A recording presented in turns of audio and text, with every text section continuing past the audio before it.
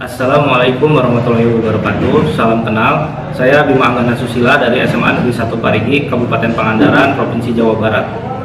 Saya adalah mahasiswa PPG dalam jabatan tahun 2022, kategori 1 gelombang 2 di LPTK Universitas Pendidikan Ganesha, Bali. Kali ini saya akan melaksanakan PPL atau praktek pengalaman lapangan di SMA Negeri 1 Parigi.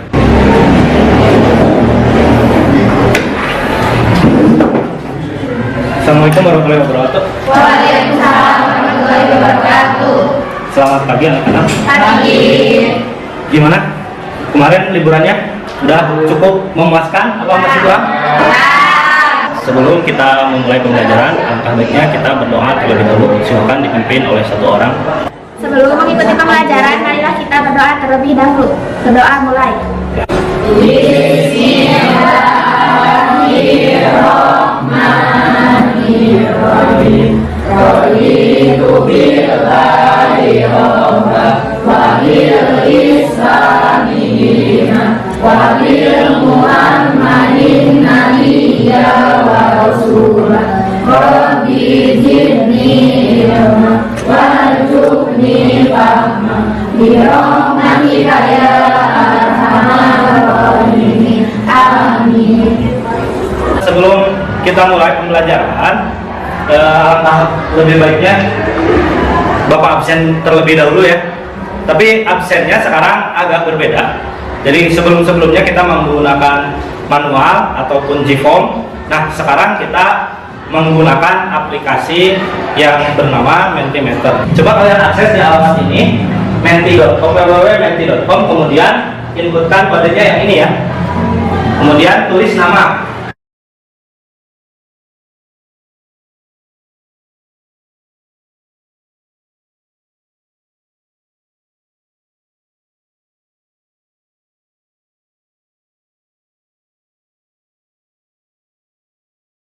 Tulisnya, kemudian komputernya disiapkan. Udah nyala atau belum semuanya komputernya? Nah, kalau sudah, tempat duduknya posisikan agar lebih enak duduknya, biar nggak geser-geser nanti berisik ya. Udah siap? Nah, kalian pernah membuat game atau aplikasi Android? Bikin aplikasi Android?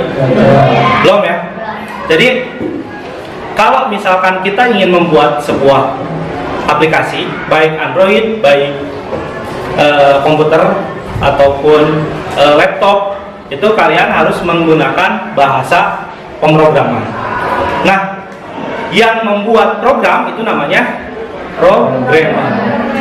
Kegiatan programmer adalah membuat sebuah program dengan menggunakan yang namanya algoritma. Tentu kalian sudah mengenal algoritma. Kemarin di pertemuan sebelumnya kalian sudah belajar mengenai algoritma. Jadi ada yang ingat algoritma itu apa? Kuncinya, kata kuncinya apa algoritma? Masih lupa, ini kebanyakan libur ya. Langkah-langkah yang seperti apa? Yang tersusun gitu ya.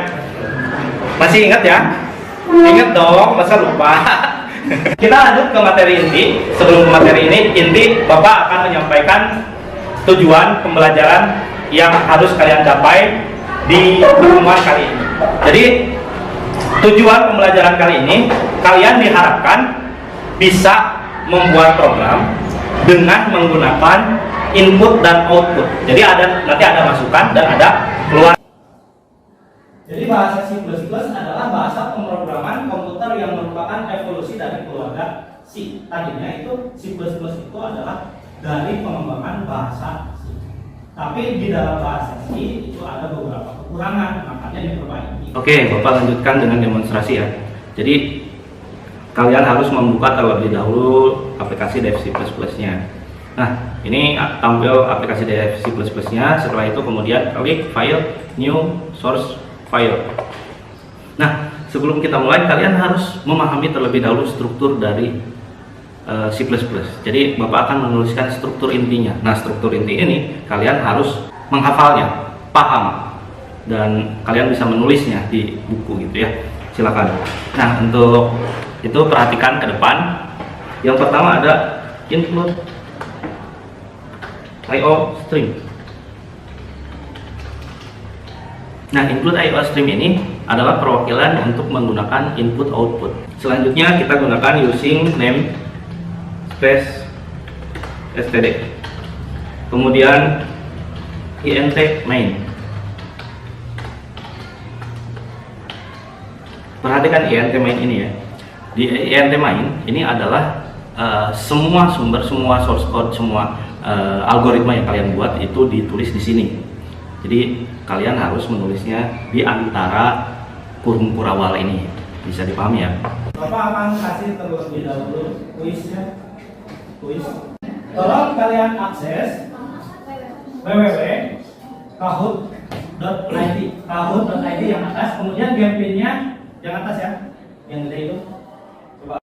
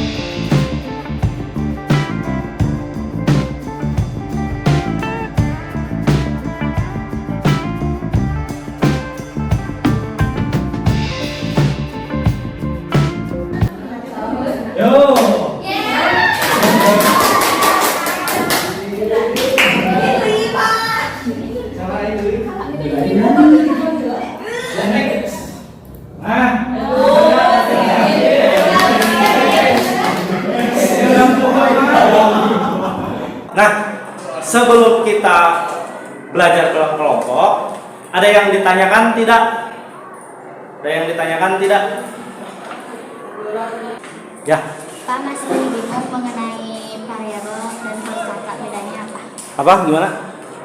Masih bingung tentang variabel dan konstanta, bedanya apa? Oh iya. Ya. Saskia bertanya tentang variabel dan konstanta. Apa sih bedanya variabel dan konstanta? Jadi gini, kalau misalkan variabel itu kan penyimpanan ya, penyimpanan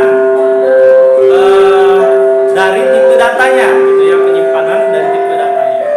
Nah, sedangkan konstanta juga sama variabel, cuman bedanya kalau misalkan variabel kita yang menentukan nilainya, tapi kalau misalkan konstanta itu nilainya sudah ditentukan di awal.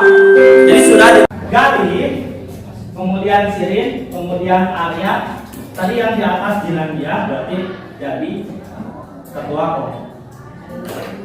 Nah, silakan sekarang kalian berkelompok masing-masing. Ini sudah terbentuk ya sebetulnya, ini udah laki-laki semua ya. Berarti Gali ya, Gali pimpin baca ya, kita Arya pindah. Berarti kalian bertiga nggak apa-apa ya, tapi laki-laki semua ya. Kalian tidak di kelompok. Kemudian sini berarti kelompok sini ya. Kemudian yang di sini bilang dia kelompok sini ya. Bisa ya? Jadi kelompok ya. Bisa. Untuk mempersingkat waktu, sekarang belajar berkelompok. Bapak akan bagikan LKPD di setiap kelompoknya, kemudian cari informasi mengenai masalah tersebut melalui modul yang Bapak akan bagikan, kemudian melalui internet atau melalui video YouTube.